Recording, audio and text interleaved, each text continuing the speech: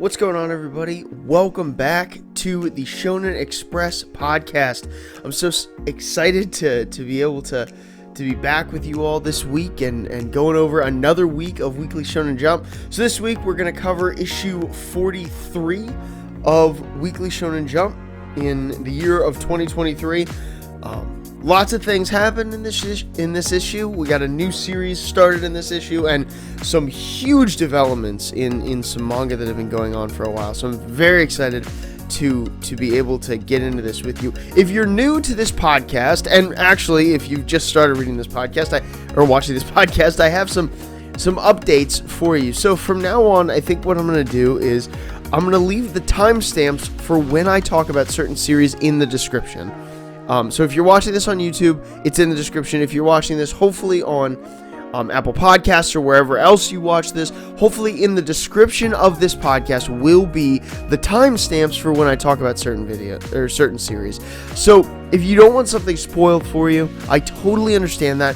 You're able to then skip through that section completely so that there's no ifs, ands, or buts about, what's going on and where you should or shouldn't be listening for spoilers. And ladies and gentlemen, this week the spoilers will be flying. So I definitely want to make sure that if you don't want spoil on a certain series, or you haven't read a certain series, or you're not caught up, you're waiting to get caught up, I want to make sure you know when not to listen to this podcast and when to listen to this podcast, because obviously I want you to listen. I love talking about Weekly Shonen Jump. It's a magazine that means a ton to me, and so I wanted to do this, this podcast to talk about it with all of you who watch this podcast. So that being said, we're going to continue like we did last week with issue 43 here. And again, as always, we're going to start with whatever series got the cover. And this week it's easy. It's our brand new series, 2 on Ice. So this is the third and I believe final brand new series of this round.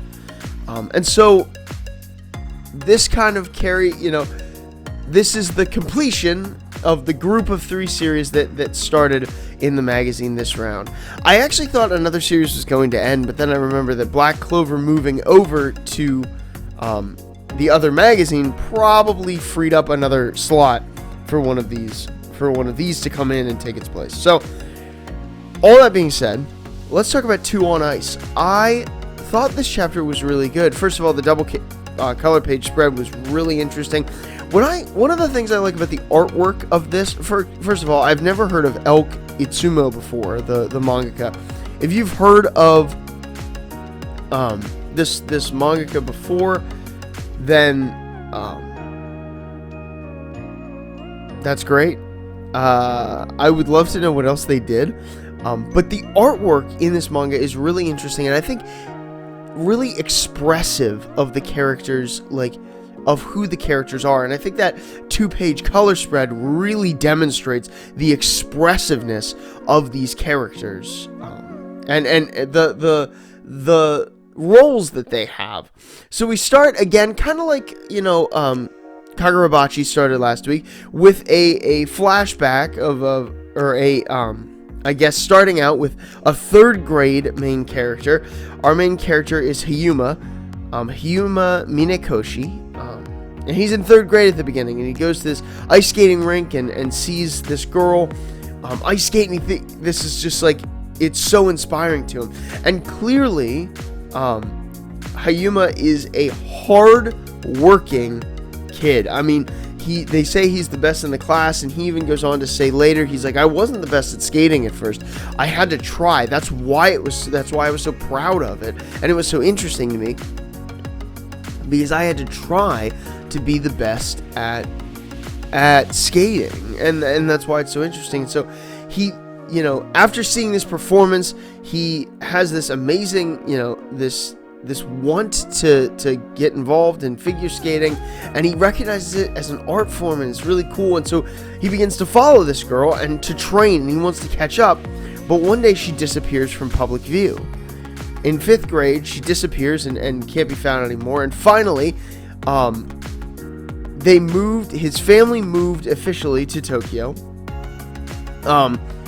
And he's able to, and I believe when he's an 8th grader in this series, he's able to finally go to an ice skating rink and actually practice. And he goes to his first rink, and he's so happy and overjoyed because he's had to work so hard and go into the schoolyard at late at night, all night. He's just happy. He tries to do flips, and sure enough, the girl who he was inspired by, and I think it's supposed to be clear. I clearly understood that it was the main girl. Comes by and tells him to come and help, or come to training. And this is when we get our first example of a doubles practice with the guy and the girl who were at the counter. And it's really interesting. It's really it's quite incredible to see the panels of what these figure skaters do. And if you've ever seen figure skating in real life, it's quite an incredible sport. It's very hard it takes a ton of effort to get good at it, and so it's really, to see these people do it so well is cool. And I think the artist really is able to express that figure skating, some of the beauty of figure skating in their artwork here. And I just love Hayuma slowly uncovering that this is the person he was inspired by, who is taking him up on training him a little bit here, at least in this one thing. He shows his dedication by saying that every night in the wintertime, from the moment I could sneak out to like the moment the sun came up, I was at the schoolyard skating, trying to get better and better at figure skating. And she actually kind of thinks it's a little weird at first. What's her name? But she thinks he's a little weird at first for trying that hard and for doing that hard. But what I love here is it paints these two characters, who I imagine we're going to follow for probably the rest of the series, as one of these characters is trying very hard. He's clumsy, but he's very persistent. And the other one is graceful, but not as persistent. So I'm interested to see, as the series goes on, how these two end up interacting with one another. And it seems like they might interact in really good ways based on the end. And so I love that she asks him to pair up with her. And we're on a trial basis, so who knows what's really going to happen. But based on the color page, the cover, I have to imagine that as the series progresses, these two are going to be a figure skating pair going on. Kisara, that's her name, Kisara. So it's Hayuma and Kisara, who are the main characters of this. And so she finally remembers him from that interaction a long time ago. And then we get that last page where you get her whole name, Kisara Saotome, and it says the pair is formed arc. So we're entering an arc. What's interesting about this is I think this might betray that the author, that the mangaka has a set plan for this manga, that they have a actually clear idea about where this manga is going. And at least for this first arc, where they're probably going to train together and get better, and I'm sure we're going to get into competitions. But this, I think, is going to end up being a true sports manga. And I say that because I don't know that, first of all, they make it clear that doubles aren't necessarily romantic pairs. In fact, the doubles pair that we saw earlier are twins. They're a brother and sister twins. And so there's nothing necessarily romantic, and we've established that. And there could be something between Hayome and Kisara, but there doesn't have to be. And so I honestly think that this is going to end up being a more traditional sports manga that's going to run in the series. And I love sports manga, so I'm very excited to see this, and I'm very excited to see kind of where this goes. But yeah, I thought this was definitely a good chapter, a good first chapter. It is enticing, and the artwork, I think, is the standout for me as being able to be very expressive and conveying exactly what I think the author wants us to see. So that was 2 on Ice, Chapter 1. Okay, so going with the flow of our of our podcast here. That means we're going to talk about all the series that got color pages next. And so the first one to get a color page was Chapter 2 of Kagurabachi. So I talked a lot about Kagurabachi last week because it was its debut chapter, and this is the second series in this round of new series that have started. And let me tell you, out of the three that have started this round, this is the series that I am the most excited for and the most hopeful for going forward. So the color page itself is cool. It's pretty much just like a example of what happened last week with Chihiro standing in the middle of a bunch of, it looks like, mafia guys that he's taken out. But the chapter itself continues right from where we saw last time. He's got the one mafia guy down on the ground. And they're questioning him about the Hishaku, I believe. Let me see if yes, the Hishaku, which is the sorcerers that we saw in the beginning. And he, in trying to answer this question, ends up their spell activates and turns him into this giant tree that goes to attack the different everybody, Chihiro, Shiba, and the kid that they recently saved. And so this is where we find out that Shiba is a sorcerer, and it seems like at least one ability he has is teleportation. It definitely looked like he got hit by that attack, so I wonder if he has some kind of like ability to rewind or something, and that's how he got out of that, because he's unscathed when we see him, so he couldn't have been hurt that badly here. So but we see the aftermath of what's happened here, and it's pretty grotesque. This manga does not hold back on the gore and the grotesque nature, and so I'm interested to see kind of that going forward. It looks like sorcery can be pretty visceral looking, at least from what we saw here. But then after this, we get a flashback to what happened with Chihiro's father 38 months ago. And this is really important because this is the thing I thought that was going to be slowly revealed to us, but I think actually the way they did it, it's super important that it's done right now. So we've learned Shiba is a sorcerer who has worked to protect his Chihiro's father.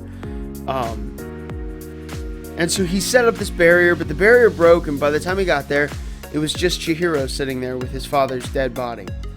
Chihiro says that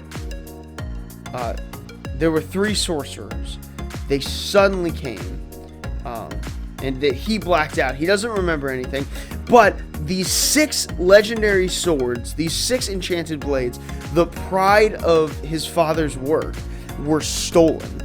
And so only the 7th blade, which is the new blade that he created, is remaining, and that's the one we saw with the fish in the beginning, and some obviously enchantment going on there. And we see Chihiro's decision to find them and cut them down and to retrieve the blades. And we see there at the end, there's a really cool panel of him like half unsheathing his sword, and we see the little goldfish floating around and the water droplets. This is a really cool. The sorcery in this manga is really cool, and I really look forward to seeing more of it as we go. I think this, obviously we're in Tokyo now, and we're gonna go forward and find these sorcerers, and that's probably gonna be the rest of the manga. It's collecting these 6 blades and finding the sorcerers who took them. That's our goal for this manga. So I talked last week when we talked about Mama Yuyu. I talked about how important a second chapter is in following up the work of your debut chapter. And the debut chapter, if you'll remember, last week I ranked it number 1. That was my number 1 series last week in the magazine. Was Kagurabachi chapter 1. But this chapter that follows up that chapter does an incredible job. First of all, we've done the rest of the work of establishing our story. The things that were left a little fuzzy last week were clarified this week, and we have a clear goal now. And I think, could they have waited to do that? Sure, but I think that the way they did it was incredibly interesting. Now, the thing that I worry about going forward is, is this mangaka going to run out of steam? as they continue to produce the manga. Are they going to run out of that mysterious element that I think is really helpful for this series? Or can they stay the course with it? And if they can stay the course with it, more power to them. But I'm wondering about that going forward. But I love this chapter. It was a great second chapter, a great example of what a second chapter ought to be in following up the last chapter you did. So that was my thoughts on Kagurabachi this week. Next on the list here is chapter 195 of Mission Yozakura Family. This got the second color page this week. And the color page itself is interesting. I think it's fun. You know, it's a very Mission Yozakura kind of color page. It looks like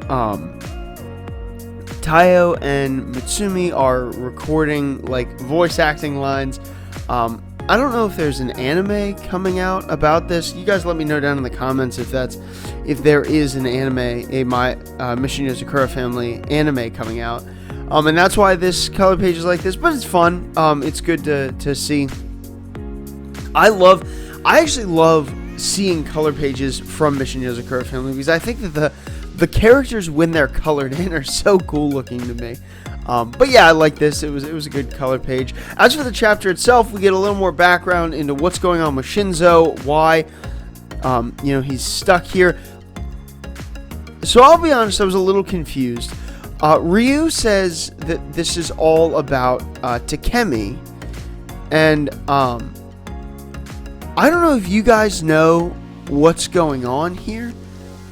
But I don't remember a Takemi and any relation with Shinzo that would be super crucial. And so this kind of confused me. So if you guys know anything about this, leave it down in the comment section. I'd love to talk to you about this, and maybe it'll remind me of something that I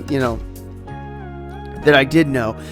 One thing that I like to see this week is I was right that Katana, Ryu's daughter, is simply going along with this, not necessarily with her will too. I think that there might be more there to unpack, and I think as this little mini arc goes on, we're gonna find that.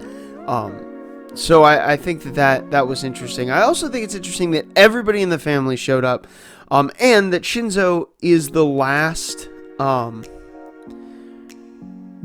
member of the family that they need to get back before they can truly start their like mission against Asa. So I like that the whole family showed up. I thought the stuff with Kyoichiro and the armor was funny. I like that every member of the family gets taken down by Ryu and the various things that they've done, including Mitsumi, who started a Taiyo love cult, which is hilarious. Except for Taiyo, who has become a really cool spy. Taiyo is a really cool character now. I'm really glad that the manga has gone in this direction, because Taiyo is such a cool character to me. I think he does awesome here, and Ryu even commenting on, I didn't have anything on Taiyo, and I think he knew that based on his eyes. So I thought that was interesting. It was funny how Alpha covered Hifumi's eyes when they were talking about the various love cults, because he was like, she doesn't need any more ideas. So I thought overall it's funny. It's a build-up chapter to next chapter, which is hopefully going to be the wedding ceremony itself, and we'll see more with this family then. But I thought Taiyo was really cool this chapter. Other than that, not a whole lot to say about Mission Yozakura Family this week. It was a good chapter. Yeah, that was Mission Yozakura Family. Next up, we have chapter 19 of Nue's Exorcist. This was the last chapter this week that got a color page. And what was kind of unusual about this is last week, Nue's Exorcist also got a color page. Remember, it was that color page with Shiroha just sitting in the school uniform. And so this week, again, we see that Nue's Exorcist for chapter 19 has a color page. And it's a cool picture of Nue jumping out of the window. I think it's interesting that it seems like this color page is just exactly what's happening in the manga. Like, you could almost interpret this as a panel from the manga of what Nue has done. in reaction to Moro breaking the barrier. But it's a good color page nonetheless. It's a very good picture. The glass looks really cool, so it's definitely cool color page. Then we come to a flashback of where one of the Fujino family is telling Moro about the mission and asking, how many people do you want to take with you? And he says, none. I'll be able to do it himself. And we find out throughout this chapter that this man's full name is Moroyoki Fujino, and he is the former captain of the Exorcist Bureau's strongest elimination squad. He is the number 2 of the Fujino family. So under the elder, what did they call him? Chief, clan head. Under that guy, it's this guy. I assume that's how the power kind of stacks up here. And I said last week that I was interested in this guy and interested in seeing how he would end up fighting. And I was not let down. It was a very cool fight. I love to see Nue's weapons come out, her hollow weapons come out. And it looks like they're kind of like in sync with the like hair pieces that Nue has, which is cool and make a lot of sense. Those hair pieces are kind of, intense, but it's very cool, and clearly she is very, very strong, as her hollow weapons were able to defend from all of his attacks, and then her attacks are incredibly devastating. But of course, her power is dependent on Gakuro and his the power that he has. She's sustaining. She's being sustained by his power, so she only has seconds to use this weapon, and in those seconds, Moroyoki is able to hold out. He's able to hold out and defend off the attacks, and then use this summoning sigil to summon a Shikigami, and that Shikigami apparently blows away Nue's hollow weapons. And that's where the chapter ends. I mean, the hollow weapons are blown away. We are gonna, we're going into the next phase of this fight. So, good chapter. I loved that we got to see Moro fight already so early in this series. It was a good chapter. Intense, cool. I don't have a whole lot to say about this. I'm looking forward to next week as we continue this fight.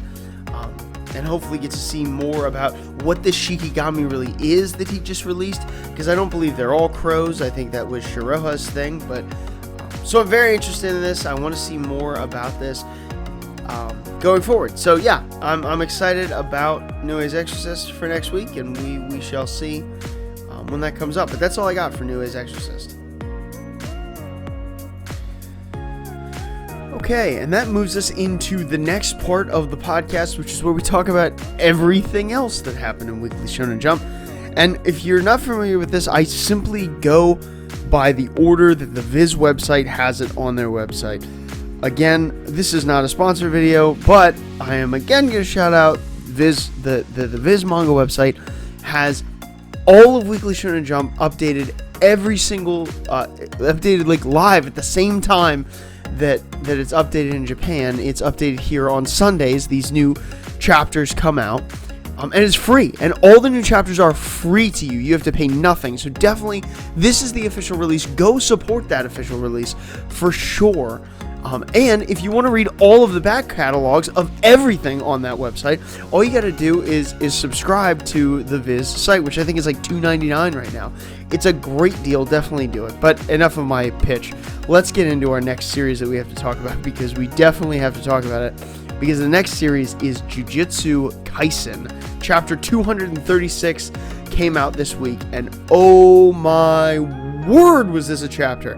Now, I know I said we have the deal where I'm going to put the timestamps down in the description, so I know that we talked about how, during those timestamps there will be spoilers, but I want to say again, spoiler warning for Jujutsu Kaisen. If you're not caught up on Jujutsu Kaisen, here is your spoiler warning and your attempt and your moment to get out, because this is a big chapter.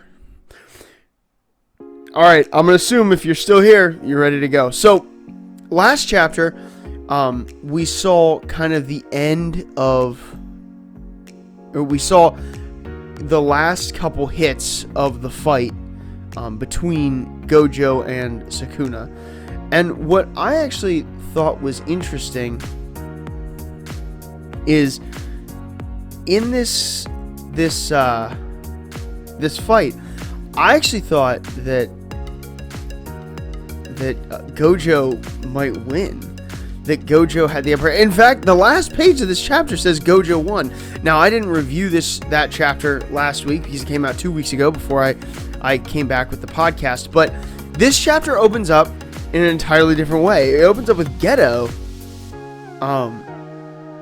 saying yo, and him and Gojo are sitting on a bench in an airport. And this is really strange because, like, so normally when there's a flashback, right, we have the background gets blacked out, right? And that's how you can tell it's a flashback, but that's not happening here. It's the normal border. It's the normal white border. So when I first started reading this chapter, I was like, what on earth is going on here? But we see them have this conversation that is somber and so interesting.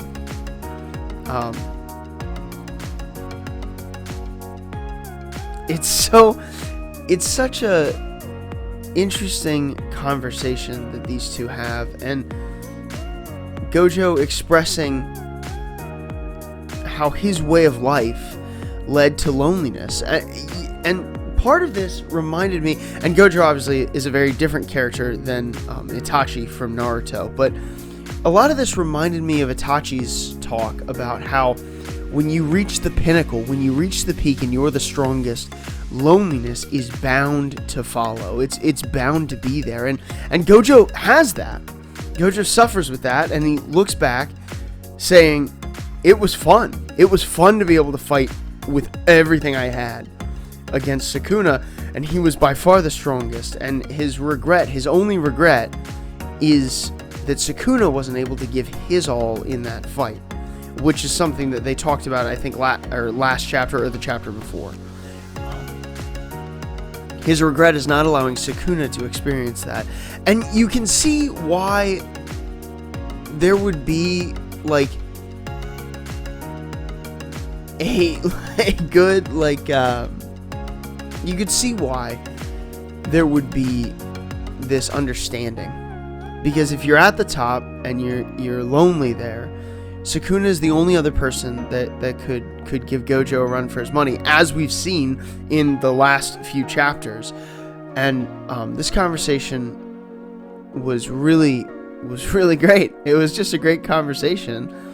And then we see, it pans out a little bit, and we see both Haibara and Nanami who are there. And they look younger. They look like younger, like they were in their school days. I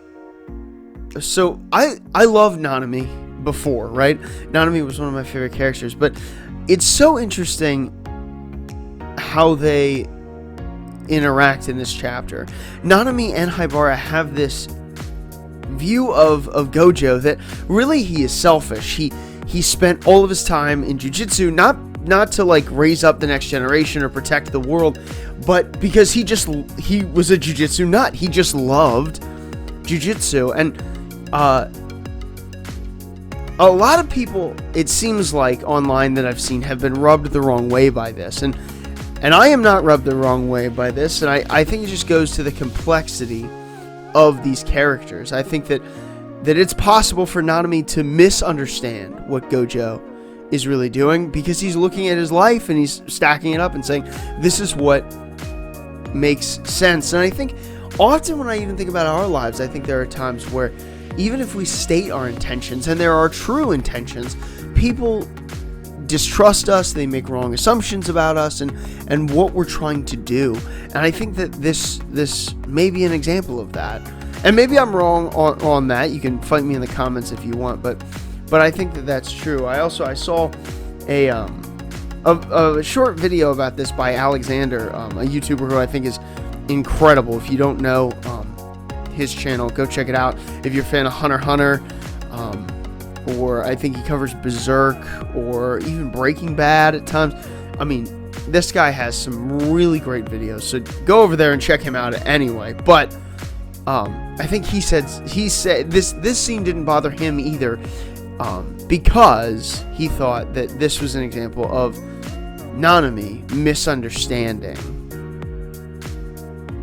Gojo. And so obviously we see them laughing, and the president's there, and we see a bunch of people who have died, all sitting around in this airport. And then we flash into a double-page spread of the top half of Gojo laying on the ground. And, you know, after a while of this airport scene, I began to think, this feels like a farewell, a death environment. And sure enough, here he lays on the ground, and then we get Sukuna explaining what happened. That and Jujutsu Kaisen power systems are tough to understand for sure,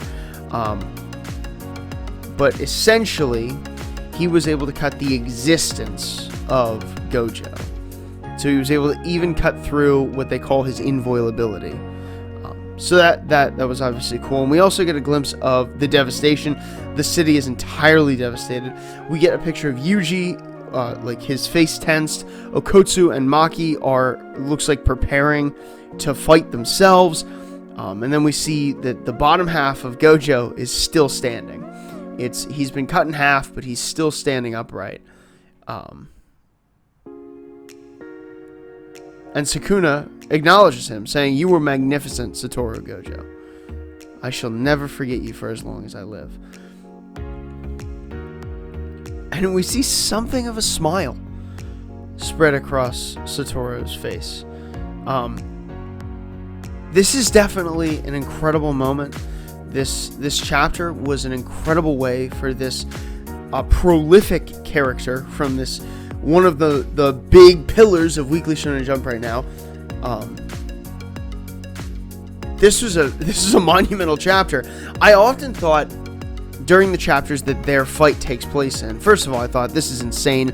This is the coolest possible battle I could imagine from this series. But on top of that, just to see, like, when it was happening, I often thought, how on earth are they going to end this? There's no way for them to bring this battle to a close. And so, yeah, this is an interesting way to do it. Somebody had to die, either Sukuna or Gojo, and I suppose it does make the most sense for it to be Gojo that dies, for him to be taken out. I think what's really interesting and what I like is that Gojo, this character that always had to be danced around, this guy who was too strong for anyone in the series to take head on, he dies on his feet, standing and fighting with everything he has, and he lost, even though he put everything he had into it. So I think that's a cool way for Gojo to go out. And obviously the last thing we see is Hajime Kashimo running on up to the battlefield. So we'll see if a fight ensues with them. We'll see. I wonder what Sukuna's intentions are from here on. He still has Megumi's body. I think that for sure we have to save Megumi. And I think that as a resolution of this fight, this is a great resolution.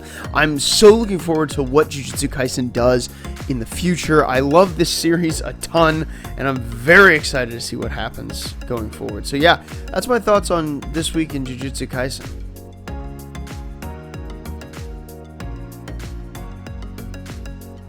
So next up, we have One Piece, chapter 1093. Again, spoilers for the upcoming for One Piece. Not nearly to the level of Jujutsu Kaisen, I don't think, but still, if you aren't caught up on One Piece or you don't want to hear anything, definitely, skip out on this one. So the cover page is cute, monkeys stealing Kobe and Helmeppo's eyeglasses. That's funny. But then we cut back into the fight between Luffy and Kizaru. We see Gear 5th Luffy flinging Kizaru around, and Kizaru doesn't seem to be taking this seriously. This is a fight that I think is really interesting. Kizaru, this more laid-back admiral, a guy who doesn't seem to get worked up really about anything ever, is fighting Gear 5 Luffy, a guy who also doesn't really get worked up. So I'm interested to see. It's hard to gauge based on their reactions how each of them is doing against the other, because so far it seems like they're both playing around almost. And so we get a lot of movement going on. We see Bonnie, she's made it down to the bottom and is getting some of the Marines. She's trying to hide out. Sentomoro has apparently saved her, and he was responsible for getting her through the force field. That's how she's not dead, which is a definitely a question that we had right from last chapter, is, you know, how does someone get through the cage without dying? And Sentomoro apparently was also able to survive. He is down on the ground, but he is alive. And then we cut back to the fight between Zoro and Lucci, which is so interesting. I love this quote, by the way. So first of all, I loved the sass that Zoro had against Lucci when they first started to clash. But Zoro, you know, after clashing with Lucci for a little bit, Luffy, by the way, says, like, are you fighting Zoro? And he asks if Zoro wants help. Zoro tells him to focus on Kizaru. And Zoro says to Lucci, says, if this is the best you can do, I wouldn't expect to get a shot at fighting our captain. And Lucci says, haha, we'll see. But the number 2 of an Emperor of the Sea is more than worth killing on his own. What's interesting about this is the respect that Lucci seems to be giving to Zoro. And I think us as readers, we often can feel like Zoro feels, where we're saying, like, oh, well, yeah, I mean, Lucci versus Zoro, that seems like that Lucci should be able to win that, you know, based on what we've experienced with these characters. But that's not true anymore. I mean, Zoro truly is the right hand, you know, the number 2 of an Emperor of the Sea now. He's no pushover, and he never has been, but he's certainly no pushover right now. He is one of the strongest people in the world. And so Lucci kind of gives him that cred, and I thought that was cool to see. We also saw how, like, Kizaru is just never going to fall in the ocean. I mean, he redirects his body really cool. And then we see him have, you know, he's got all of his different like light clones around Luffy, and they continue to fight. The fight's really cool. I think it's cool that Luffy, you know, is using the moves that we know, like Gum Gum Whip and Stamp, but he adds Dawn in front of them when he's in Gear 5th, so I think that was cool. But these are all obviously a distraction as Kizaru goes for the main crew and has Usopp in a position that it doesn't look real good in. Vegapunk has left, leaving him kind of wide open for Kizaru to take a shot. And Luffy somehow absorbs that shot. All of this is really interesting. At the end of the chapter, we see one of the Vegapunks, and I forget her name specifically, command the Pacifista to wipe out the Navy, all the sailors on the island. But we also see a shot of Saturn, one of the 5 Elder Stars, who I believe ranks higher in authority than even Vegapunk does when it comes to giving the Pacifista orders. So I don't actually think the Pacifista are going to be on the side of the Straw Hats and Vegapunk as they leave, but I'm interested to see kind of where that ends up. So it was a cool chapter. It was a lot of fighting in this chapter. Definitely cool. I definitely liked it. You know, I'm interested. I'm interested to see both, you know, I want to know more about Sentomoro, to be completely honest with you. I want to know more about Sentomoro.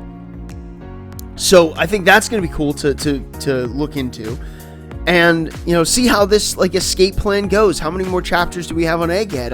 I don't know. It doesn't seem like we're going to have a lot of chapters left on Egghead, but I'm very excited to see how the continuing fight of Luffy versus Kizaru is going to go, and how this whole escape process is going to make itself known. I don't think that, like, Admiral Kizaru is going to get taken out here. I don't think that's what's going to happen.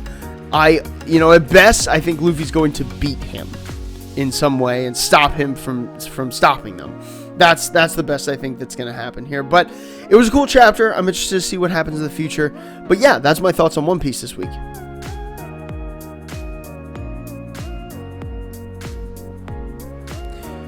And that'll bring us to our next manga, which is My Hero Academia. This week, chapter 401 came out. And in this week's chapter, we just get more of the fight of All Might versus All for One.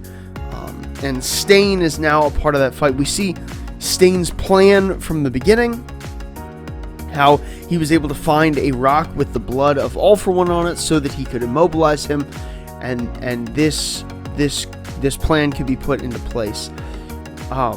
Stain has idolized All Might for a long time, and this is his way of paying that idolization back. But of course, All for One has a plan and activates a different quirk called Bloodlet, which essentially looks like it expands all of the blood in his body out of his body. So it definitely looks creepy. It looks terrifying. Not that All for One needed any help with that. And he just slaps Stain like away quick.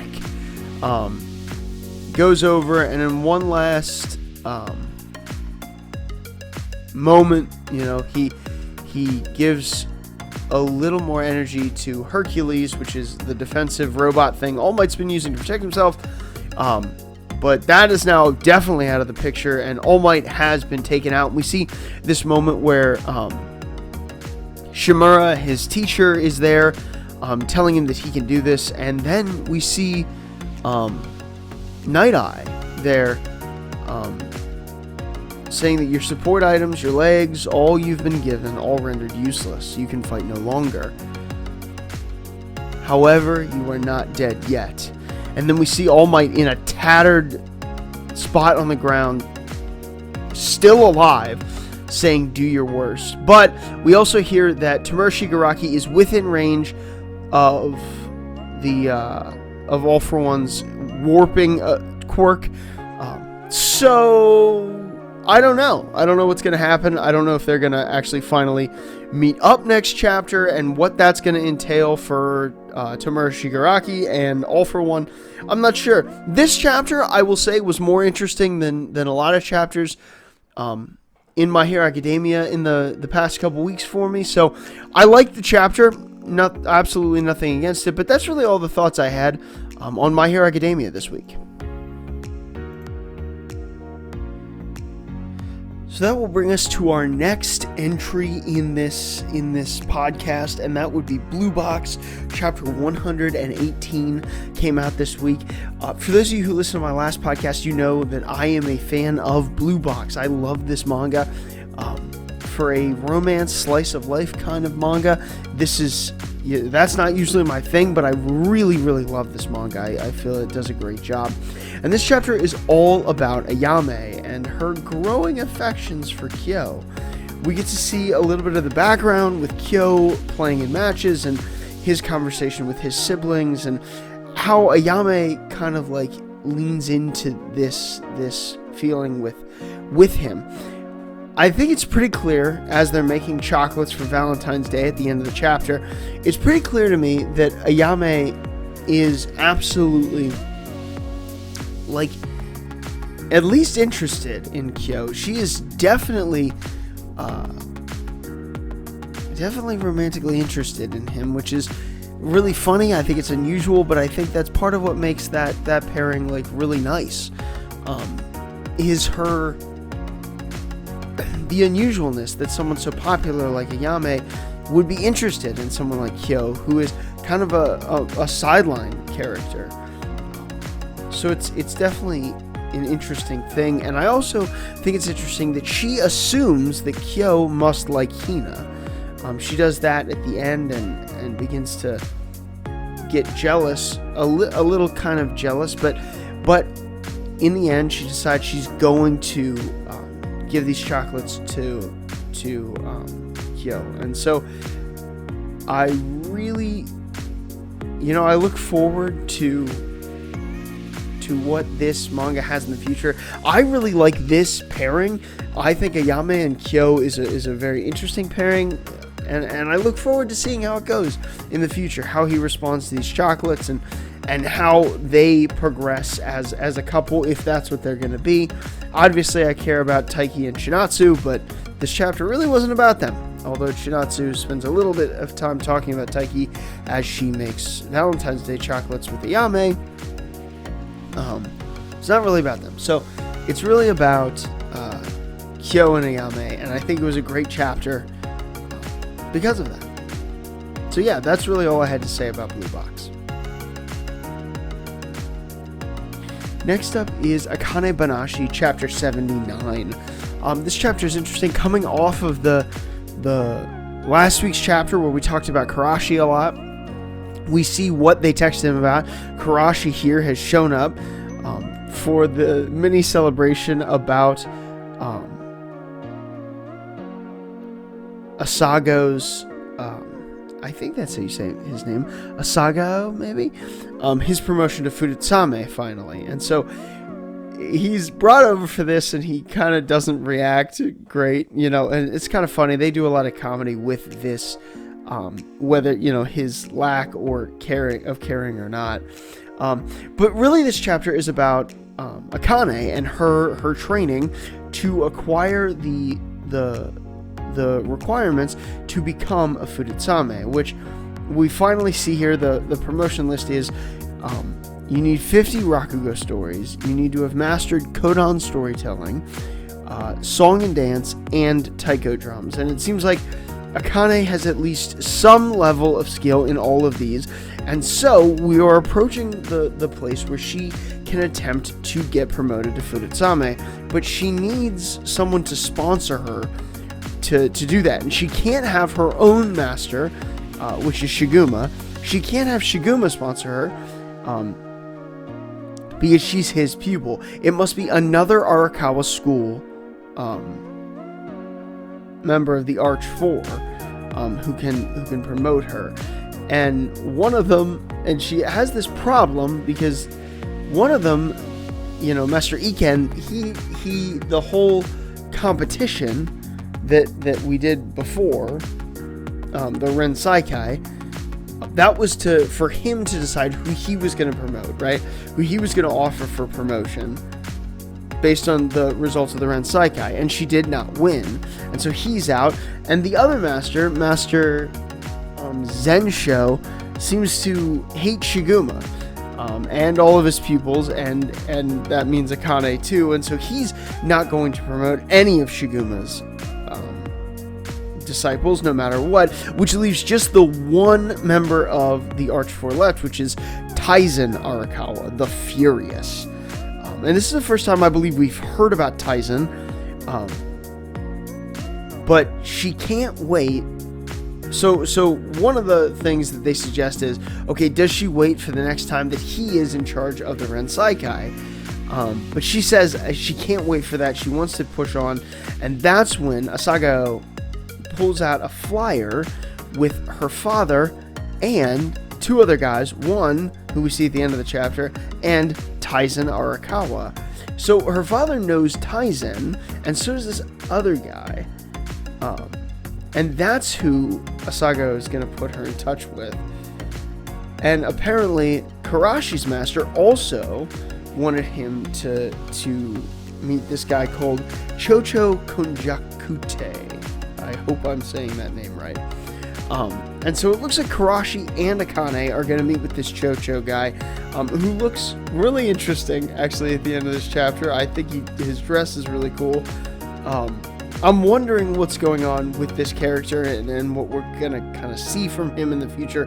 But he does look cool. I'm excited to see kind of how this goes. And obviously, if this is new training with a new person, and how this links back into Taizen and what Taizen's like, because his character design is definitely interesting. So lots of interesting things happening in this chapter. It's kind of a build-up chapter to our next move in this series, but I'm a big Akane-Banashi fan, and this was a good chapter, a good example of a good Akane-Banashi chapter. So that's really all I had about Akane-Banashi. And that brings us to our next series, which is Sakamoto Days. This week, chapter 136 came out. So last week, I was excited that Hisuke is back, and that he's back in fighting condition, and it appears that he's actually not. This chapter, in what I think is a really cool way, he he says that he needs to get his sniping abilities back. That's why he wants to fight this guy. He wants to fight him because he's not confident in himself anymore, and he needs to be able to win this. And what I love is he's though Sakamoto says that overconfidence is dangerous, Hisuke responds by saying, it's not overconfidence. You're the one who said you've never fought a sniper better than me. And since Sakamoto has fought Kamihate before, Hisuke is taking this to mean that he's a better sniper than Kamihate, and so he truly believes in Sakamoto. And I love the bulletproof vest, the like super bulletproof vest that he has, and how he uses it, how Hisuke jumps to take that one shot from Kamihate because he knew he would aim for the head. It's such a great thing. Like, I love how they're able to like have this battle where they're out sniping each other and out playing each other. And clearly we see Kamihate's skills work out immensely. I mean, he uses the one crane hook to hit Hisuke, along with spinning the bullet on the edge of that tire. That was awesome. I mean, he uses so many tools to be able to get at Hisuke, and right now this fight doesn't look good. I do believe that Hisuke is going to be able to pull out this win, though. I think this chapter ends kind of mid-fight, so I'm looking forward to next week when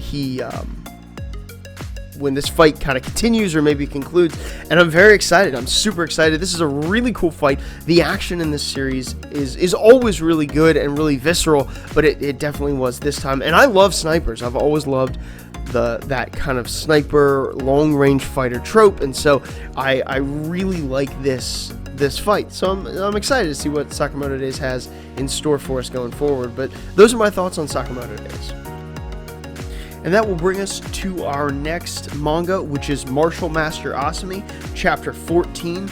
If you remember last week, this one actually made it to my number 2 spot in my Shonen Jump, weekly Shonen Jump rankings. But this week, also a great chapter. Chapter 14 was also really good. Asumi Nito has advanced in this tournament. And we're starting to see some of the background for the tournament, and Nito's dealing with that. First of all, I love that his first opponent, Maruto, is like a genuinely good guy. Like, he was like, man, that was really tough. Like, he's just a good guy who is into fighting. He's into this world. And so I thought that was cool. I thought that was a good experience for Nito to have, and all of that. And obviously, the second match is not going to go like the first one did. His opponent will be aware that Nito's going to come in hot like he did before, and so if he wants to win, he can't use the same strategy again.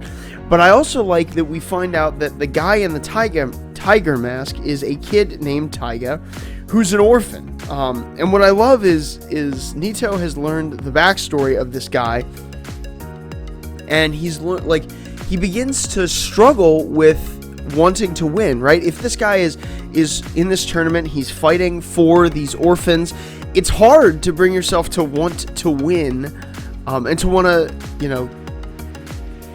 take him down, when Nito's goal is simply to bring his brother back. And so I think that this is a struggle that Nito is going to have to encounter at some point, and this is a good enough place to encounter it as any. But I loved Taiga's fight, and win. I think that was awesome. I think he is going to be a cool, maybe rival kind of guy for Nito. So I'm very excited to see how that goes in the future. And at the end of the chapter, we get introduced to his next opponent, which will be Kinojo Sakura, who's got the pompadour kind of hairstyle going on, and he's just definitely like a bancho. Like he's got that outfit of like a Japanese punk. I love the quote. He's like, it's a rumble, and when it's over, we're gonna be buddies for life. He is like the typical, he's like the shonen, rebel character, kind of just personified. Like, this is this is who that is. Yeah, but so it was interesting. It was cool to see. I'm ready for round 2. I'm ready for his fight with this Sakura guy and to see how that goes. So yeah, I liked it this week, and that's my thoughts on Martial Master Asumi.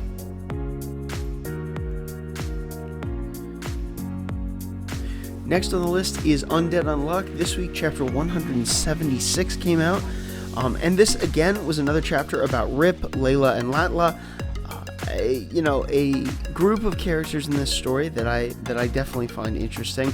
Now, Fuko explains to Rip what needs to happen for him to be able to take on Uma Sick, and that what really needs to happen is he has to amputate his legs. Something that Rip seems willing to do. Rip is in this cycle, in this loop, Rip is a really good guy, and he was a good guy in the last loop. He just, life circumstances brought him to the place where he was able to be a villain more, and so he steals Rayla, and they go to Rayla and Latla go to the beach, and splash around, and that was their goal. One of the things I think that this chapter kind of makes clear to me is that this situation, the three of them serve as kind of like this strange romantic dynamic. I think Latla definitely likes Rill, and Rayla wants Latla to be happy, and Rip likes Rayla, and so I think that scene where they're kids in that play is really interesting. And if we think about the last loop, right, the last loop where Rayla died, she wasn't involved. We can remember that there was a little bit of chemistry between Rip and Latla in that timeline, and so this makes sense. It actually confuses it a little. If Rayla survives, it's kind of confusing to me, actually, because I don't know where that puts Latla and Rip in their relationship. But either way, I think this chapter ends really well with Rip coming back on the motorcycle, having drawn the dotted line for where he's going to amputate his legs. And so they're ready. They're ready to amputate. They're ready to go. And Rip asks Latla, will this be a success?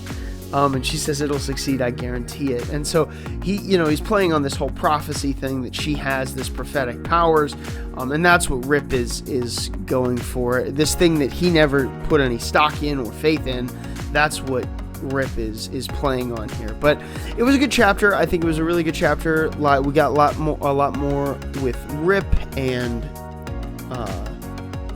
Rayla and Latla, and so I think it was a good chapter. So I look forward to next week. I look forward to Rip getting some action, putting those legs on, and all that stuff. So I'm excited to see what happens going forward.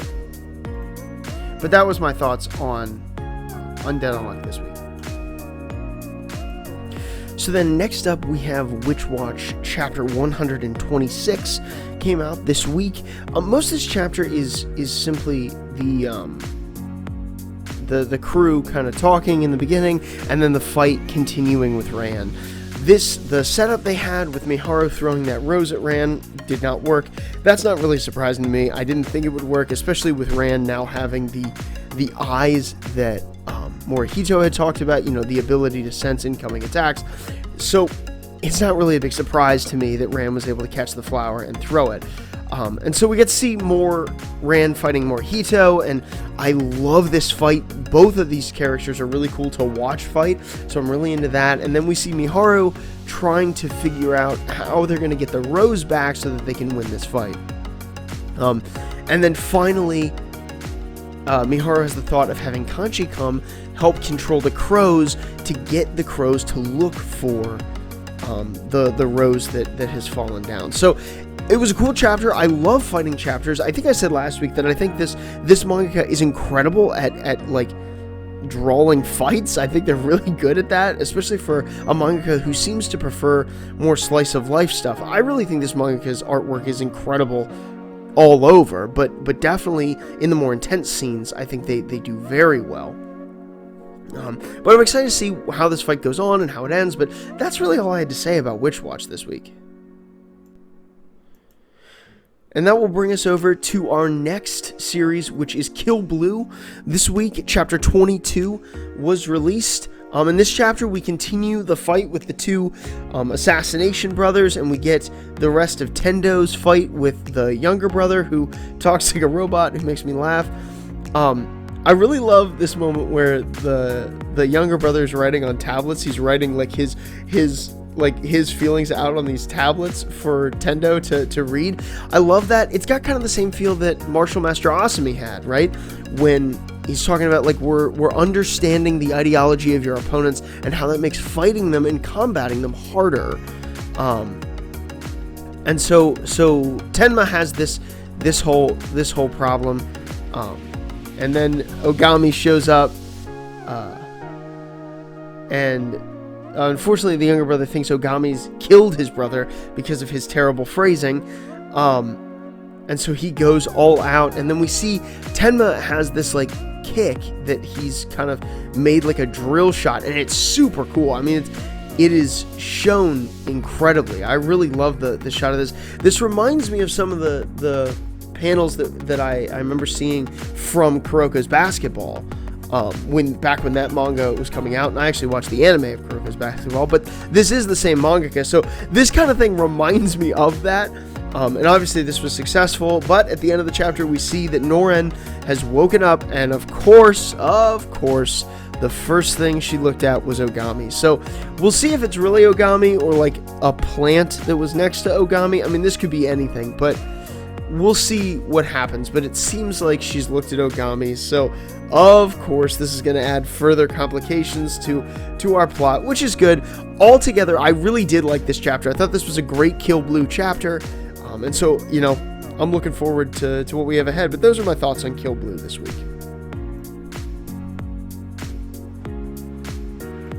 Next up, we have Cipher Academy.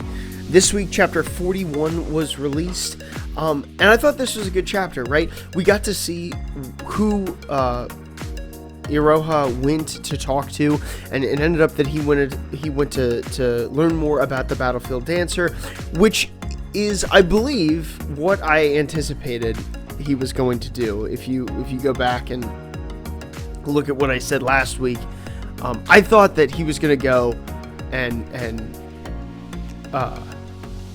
learn more about the Battlefield Dancer and how to save them. Unfortunately, he doesn't really learn how to save them. If you know kind of like a little bit more of, if you have a little bit clearer of an image of what exactly their conversation was, I'd love to know. But what I do know is the artwork was really cool. There are several double page spreads in this chapter that just look incredible. I mean, the one where Iroha's playing soccer with the other girl is really cool, and then there's a double page spread of the team that's going to go into the digital Cipher Academy, and that looks really cool.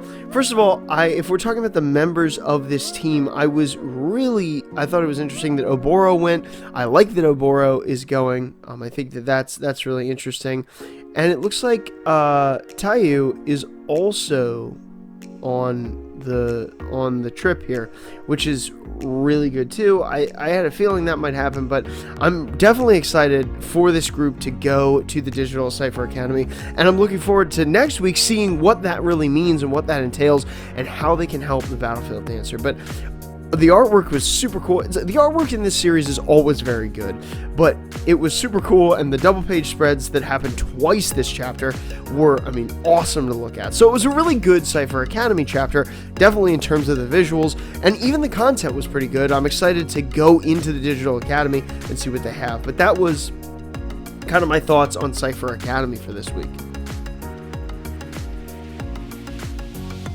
Next up, we have Icehead Gill, and this week, chapter 13 came out, and this chapter, we finally may have found out why this manga is called Icehead Gill, because we certainly did find out that Gill is going to have some ice-related abilities going forward, but in this manga, we get kind of the backstory of him with Idun the troll that has trained him that he calls Aunt.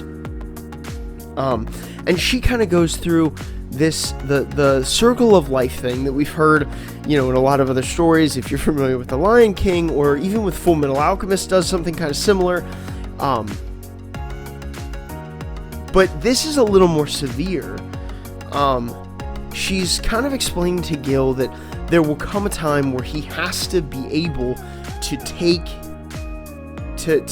life, to fight and survive. And so we see that in her own life, that she's had to do that as the Book of Wisdom. That's what she's known as. So we've seen that this is her role, and then we flash back to the present, where the Lich that they're fighting is doing some damage. I mean, it looks like he has killed several of the members of Greatest Team. I mean, one of the members looks like she was cut in half there, and or is that Sip?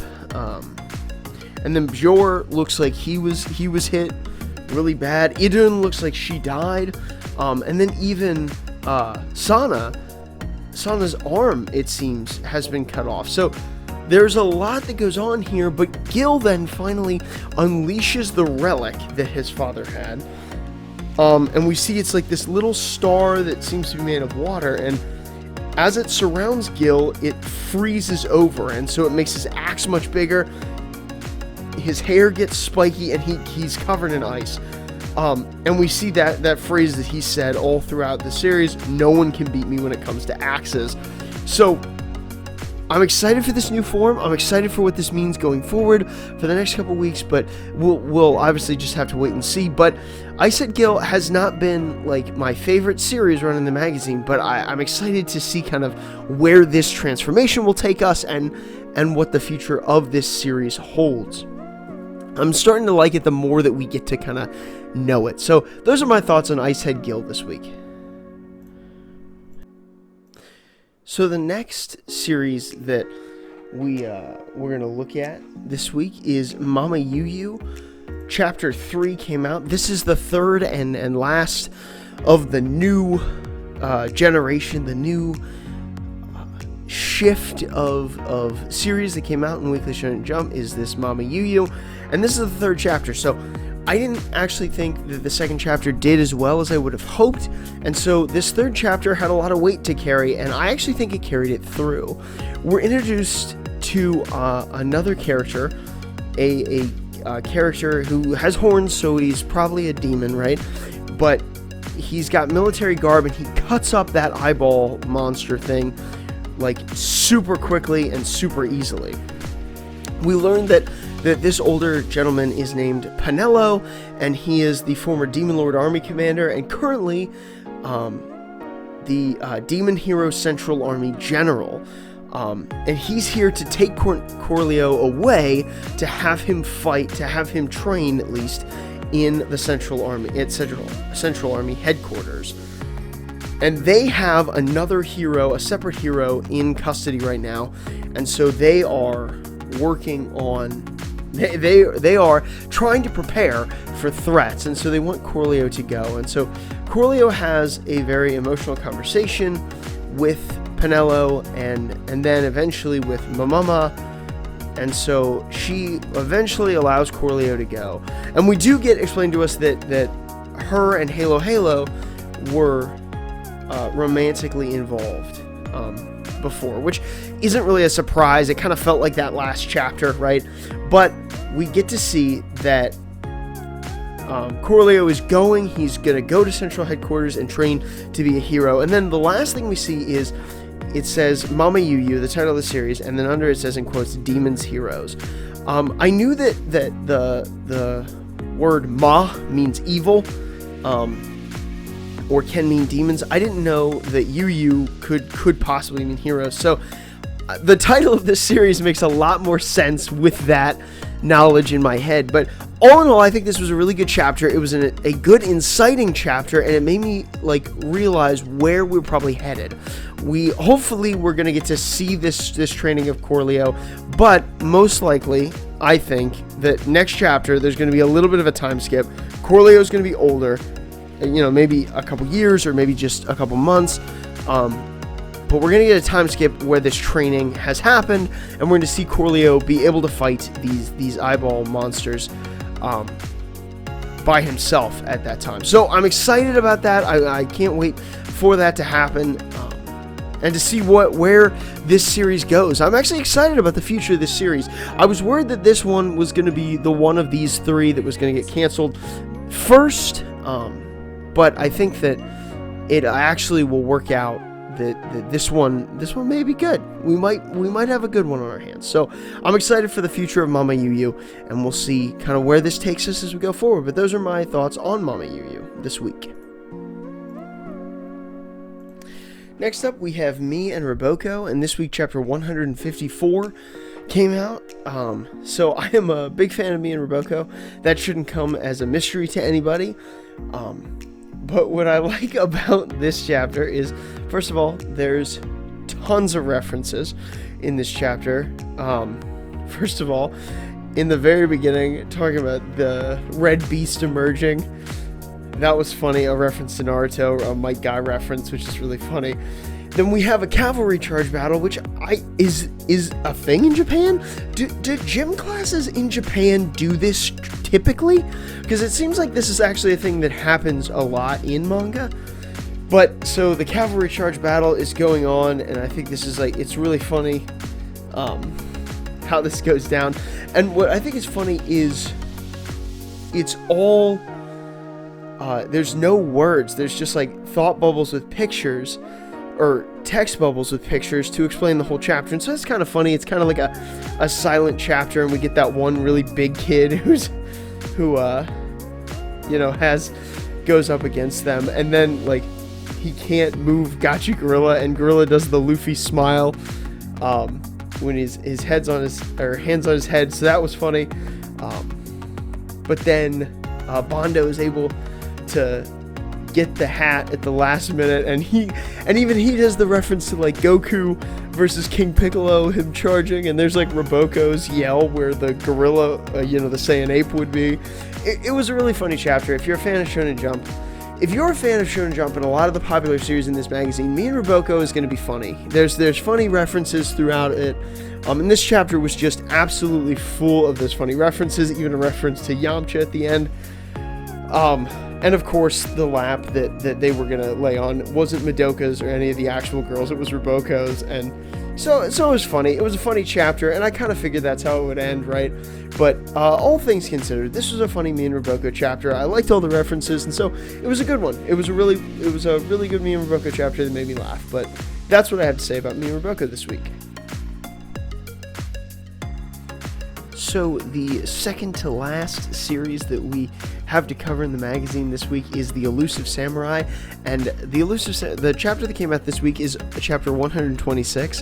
When I was making this video, I was actually kind of taken aback, because I'm wait a minute, so was Witch Watch, and I believe that the Elusive Samurai and Witch Watch came out in the same round, and so they were already kind of similar, and I guess with the break in the Elusive Samurai last week, they ended up syncing up to being on the same chapter. So it was just funny when I read that Witch Watch and the Elusive Samurai, I guess as long as neither of them takes a break, will be on the same chapter every week. But anyway, the Elusive Samurai 126 came out this week, and we got to learn more about the girl with the leg blade. This is so cool. I mean, that leg blade is so cool. I'm going to be honest with you. I kind of forgot about this girl's existence, but the fight was awesome. I mean, she fights in such a cool way with that blade, and then her claws too. She has such a cool fighting style, and they comment about how that unorthodox fighting style is one of the things that makes her strong. But also, the blade is so heavy, they maxed out the blade so much that it actually has become a problem. So she can't fight for long. And so it is very interesting. It's a very cool fighting style, so it was really cool to see. Also, Akae's ascent there, and then his archery skills to shoot out the whole scaffolding that had Yasue hung up on was awesome. First of all, the panel of that bow shot was incredible. It was just so cool. I mean, it was drawn so well. I've always thought that Yusei Matsui is a cool, has the ability to draw really cool characters and really cool panels, and this is definitely one of them. I love that arrow shot. It was so cool. And then of course they ride Yasui on the scaffolding down, and he reunites with Tokiyuki at the bottom, and so that's awesome. They got him back. And one of the things that I think is interesting is we see Ienaga's face in the second to last page of the chapter, and he actually looks like this was out of his hands. Like he wasn't prepared for this to happen. And so finally, I think we have Ienaga on the back foot, and we might be able to win this battle. So I'm excited to see, going forward, how this whole manga plays out. But I think this battle itself is definitely within our hands to win. So, as always, I'm excited about the Elusive Samurai. I really like this manga. It's one of the ones I collect as well for my own manga collection. So, the Elusive Samurai, very good this week for sure. And last, but certainly not least, this week, we have the Ichinose family's Deadly Sins. Chapter 42 is the chapter that was released this week. And so, if you guys remember last week, I talked about this manga and the cliffhanger that it presents, that it presented, and how I thought that the dad was going to be the one responsible for putting them in this dream state. And of course, I was right. It is the dad who is responsible, and Soda recognizes this and sees it. But the dad says, I want the family to be happy. The dad is doing this so that everybody is happy and they can live and start over again. And we see for the first time this kind of tricky, mysterious world that this manga has created. We start to get some breaks in that. We start to see some differences and some reasons why the members of this family would want to start over. And we see that with Shiori in this chapter, how Shiori just wants to forget everything and start over. And that's a phrase that is repeated throughout this chapter. And so the dad, in doing whatever he's doing, if he really is in charge of it, which I think he may be, is allowing every member of the family to go back and fix the mistakes of their past, right? This manga has always been about a family and what it means to get along with a family. And when you make mistakes in your family, you have these kind of issues that you may feel like, I wish I could just go back and take it back or do it differently. And that's what Shiori, we explore with Shiori in this chapter, towards the end of this chapter. So this manga has always been mysterious for me. This chapter is no less mysterious. It clears up a little bit of the fact that the dad is probably responsible for the dream, but we have a lot to discuss, and morally we have a lot to discuss in this manga about whether Tsubasa and Soda should end up stopping this dream. And I think the answer is going to be yes, and I think we can all kind of see that coming. But I'm excited to see kind of where it goes and how this continues into the future, for sure. But that's kind of my thoughts on the Ichinose family's Deadly Sins this week. So that will bring us to the end of another Shonen Express podcast. But before we go, I want to give you my top 3 rankings for this week in Weekly Shonen Jump. This kind of mirrors the reader surveys that happen in Japan, so I want to do that on this podcast. And so my number 3 manga this week is Kagurabachi. I think this chapter 2 followed up a chapter 1 that was already really good, with more information and more depth to this world, and so I really liked it as a chapter 2. My number 2 favorite this week is the Ichinose family's Deadly Sins. I think that this chapter really focused on the themes of the story, which are, is it better to live in reality or in a dream? And this chapter really played with that, and hopefully going forward we'll get more of that. But that really appeals to me. I mean, that's why this manga is so cool to me, is it involves those themes. So I'm looking forward to more of that. And number 1 this week has to be Jujutsu Kaisen. Again, I try to stay away from the spoilers outside of the designated spoiler section, just so everybody's safe. So I won't say any more than this was one of the best Jujutsu Kaisen chapters that has been released so far. And it absolutely deserves my number one spot. And if you haven't read it, please read it. And I'm positive that you will agree with me.